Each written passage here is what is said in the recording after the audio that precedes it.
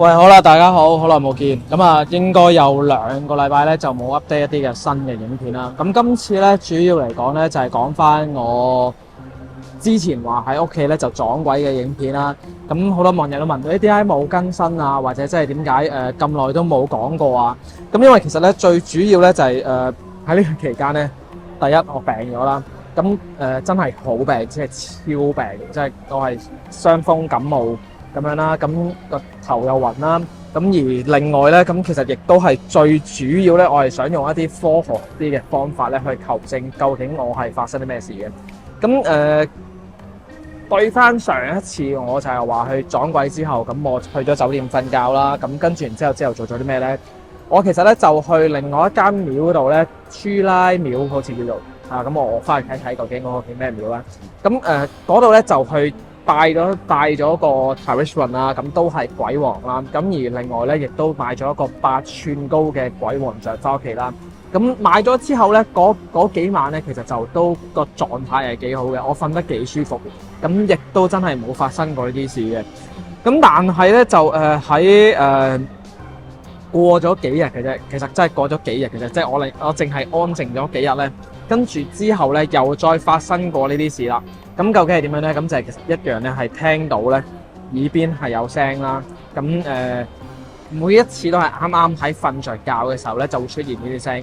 我覺得真係好驚啊！我真係覺得我明明買咗個鬼王像翻屋企嗰一刻，其實即係嗰一晚我係真係覺得係好舒服、好正嘅。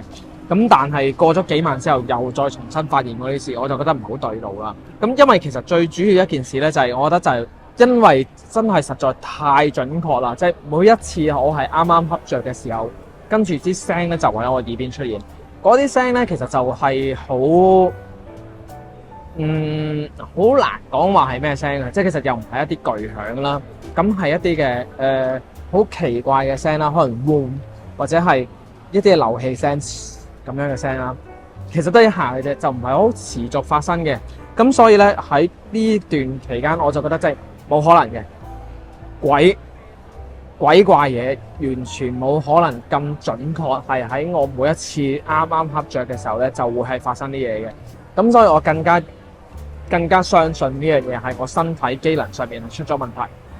咁喺呢段期間咧，我就去咗做啲咩咧？咁我就去咗醫院去睇醫生啦。我去咗泰國曼谷咧，就一個非常之出名嘅醫院啦。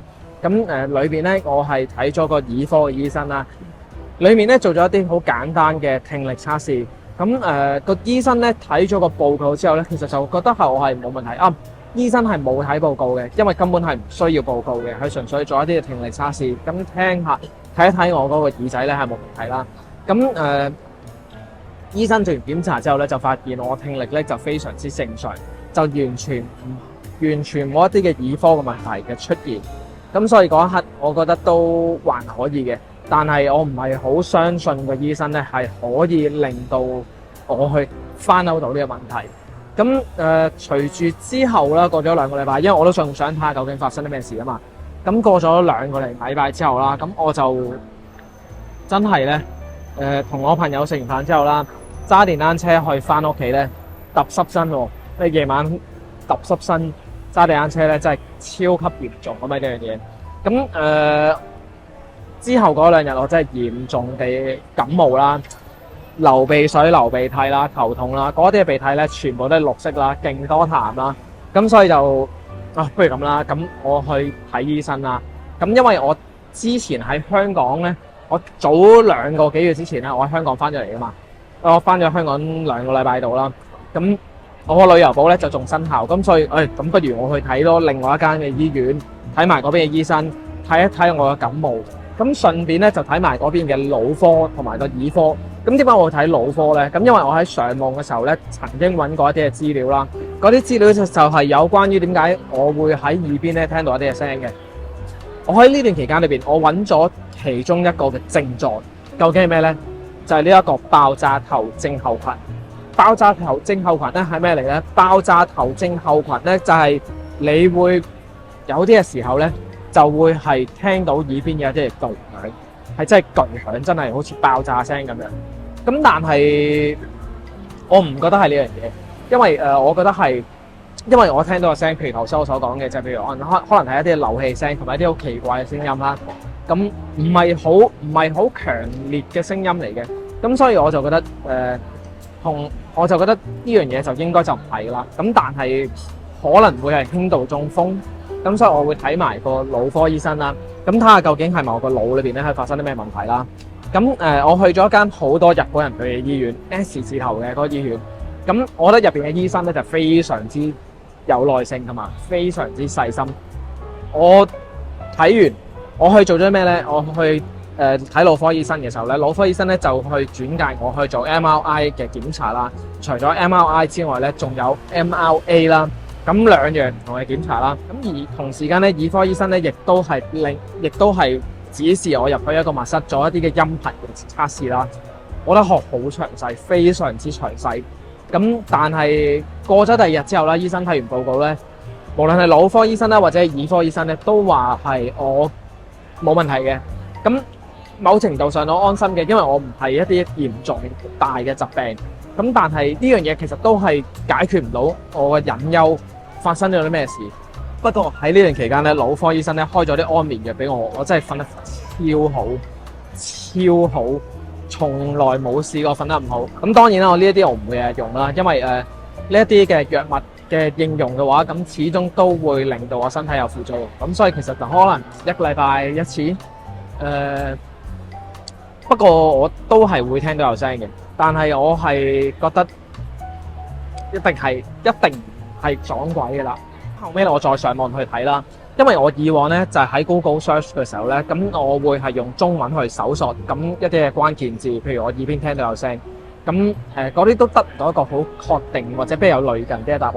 咁但係我最近咧我就係用英文去 search 啦，就係話我係瞓覺嘅時候聽到有聲啦，我打英文去 search 啦，跟住好快就出咗一個比較類近啲嘅答案。咁呢個究竟係咩答案咧？就係咽管功能症失調，係啦。咽管功能失調，咁呢個症狀咧就係咽管反膜失調嘅疾病嚟嘅。咁佢係會點樣影響你嗰個聲咧？會點樣影響你嘅身體咧？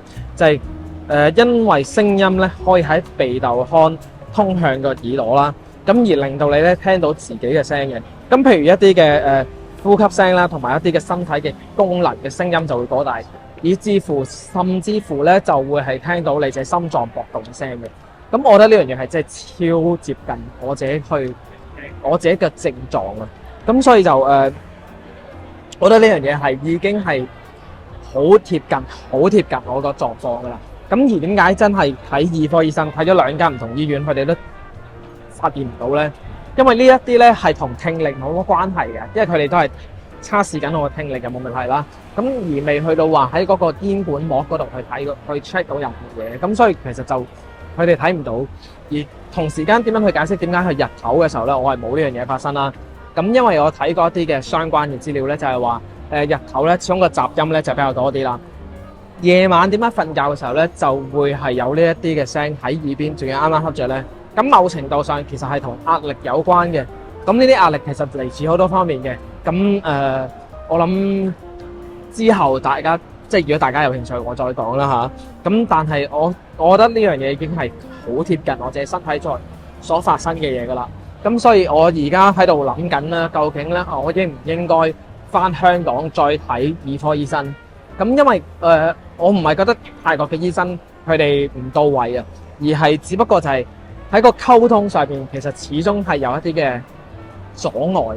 因為譬如我頭先咁大段去講呢啲嘢出嚟啦，我用英文係好難可以完全好到位咁樣去表達咗我自己個感受，或者即係去發生嗰啲嘢，甚至乎去解釋成件事。咁所以我而家都喺度諗緊，究竟應唔應該翻香港去睇醫生？咁如果我決定咗嘅時候，其實都會同大家去話翻俾我聽，我係發生啲咩事啦。咁基於呢個原因嘅時候，我更加有一個深深嘅體會，就係其實喺呢段期間裏邊，係咪真係有撞邪，或者真係我自己個經歷上面究竟係點樣呢？我覺得其實好得意嘅。咁因為喺呢段期間啦，我拍咗片俾大家睇啦，我好感謝每一位大家俾咗一啲唔同嘅體驗講咗俾我聽。咁有啲我聽落咧，其實都幾奇特嘅。咁如果大家想知道嘅話，我亦都可以再拍一啲新嘅影片去再同大家去分享一下。咁但係喺成個過程裏邊咧，我就覺得真係哇，真係我人生嘅體驗咧，即係又上多咗一課啦。咁因為最主要咧，其實當我去講呢啲事俾我自己嘅朋友啦，一啲唔同嘅人去聽到嘅時候咧，其實個反應咧就好兩極嘅。因為相信靈異嘅人咧，咁佢哋好快咧就肯定咗我一定係撞鬼啦。咁當然我唔排除呢樣嘢嘅。咁而佢哋俾啲方案咧，都係循住呢一方面嘅方向去出發嘅。咁而另外一樣嘢咧，就係喺嗰個唔信嗰一派啦，無論係觀眾又好啦，或者係朋友都好啦，佢哋都好反感嘅。咁甚至乎係無視咗我係發生咩事嘅。咁我會覺得有啲失望嘅，因為唔信歸唔信，咁但係總有原因噶嘛。咁但係我唔知啊，即係我覺得唔應該係咁啩，因為尤其係朋友嘅話，咁其實冇理由更加因為咁樣而去疏遠咯。係啊，咁所以喺呢一方面，我真係覺得係非常之值得去研究咁。同埋即係人與人之間嗰種相處或者信任，究竟應該點處理咯？同埋發生呢件事嘅時候咧，咁其實真係好得意，係有啲人咧係無啦啦答咗出嚟就話佢要去幫我啦，咁甚至乎要求我俾個時辰八字佢啦。咁我未去到呢一個要求，我去揾你去幫忙，咁點解你咁快要求我無啦啦去俾個時辰八字你咧？即係你唔係咩大師，跟住然之後就咁樣。咁當然啦，我係冇去因為自己嘅驚恐咁而去將我自己嘅資料去俾人啦。因為我覺得即係如果當初我係因為驚恐而將所有嘢係交付俾其他人嘅時候咧，我覺得呢樣嘢係有個危險性。因為你盲目地相信咗呢樣嘢，就一定係呢一方面㗎啦。咁而沒有去循一個新嘅方向去求證呢件事嘅發生嘅話，咁你會好容易去俾人操控，甚至乎如果有人立心不良嘅話，可能會呃錢啦，或者係做一啲唔同嘅嘢啦。咁所以我覺得我幾慶幸我自己冇去到呢一個地步。咁我覺得呢個係真係好需要大家去無論去發生咩事嘅時候都好，咁都真係要去自己去保持冷靜同埋一個清醒、理性嘅態度去解決呢啲事咯。咁我真係非常非常之衷心答謝、感謝每一位俾嗰啲意見俾我嘅網友啦。咁因為我聽咗好多嘢，咁同埋即係有一啲就係都叫我去多念經啦、多拜神啦。我覺得呢樣嘢係好好嘅，即係無論係我有冇呢啲嘅狀況都好啦。咁如果我係做多啲呢啲嘢嘅時候咧，我佢個人都會係比較安心嘅。咁所以我喺今次個經歷之後，我發覺係有好多唔同嘅新嘅體會。咁無論係好或者唔好嘅，我覺得都可以同大家去分享一下咯。係啊，咁我諗今次都係想同大家交流翻我最近發生嘅事啦。同時啦，即係我都希望即係，因為我都喺度反省緊究竟近來應該要拍啲咩嘅影片去俾大家睇啦。咁同埋即係 YouTube 嘅演算法亦都有啲改動啦，即係短影音嗰啲嘅影片，即係個觀看數係好容易超出咗長影片嘅。咁所以就知啊，我真係諗緊好多嘢。咁如果大家真係有啲咩意見嘅，即係記得去留言話俾我知啦。咁同埋即係去俾 like 啦。即係真係要分享下啦，即係啱睇嘅就分享下啦。咁我希望喺創作上面會有更加多嘅嘢可以俾大家去睇得到。係啦，即係如果唔係我都唔知應該點樣去拍落去，因為我即係咁最近拍片係有啲壓力嘅。咁所以就係咯，今次係咁多先啦。咁歡迎大家俾啲咩意見我，同大家有啲咩經歷，或者真係想唔想聽到大家網友佢哋講啲嘅意見出嚟，同大家一齊分享嘅。咁話俾我知，留言係啊。